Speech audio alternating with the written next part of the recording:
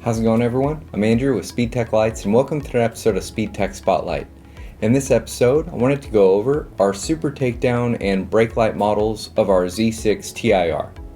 Now with our Super Takedown model, I did bring a red-blue color example here, and you'll notice my unit is flashing, but when I activate my green steady burn override cable, my unit will go to steady burn clear. So you have that Super Takedown functionality plus your flashing functionality.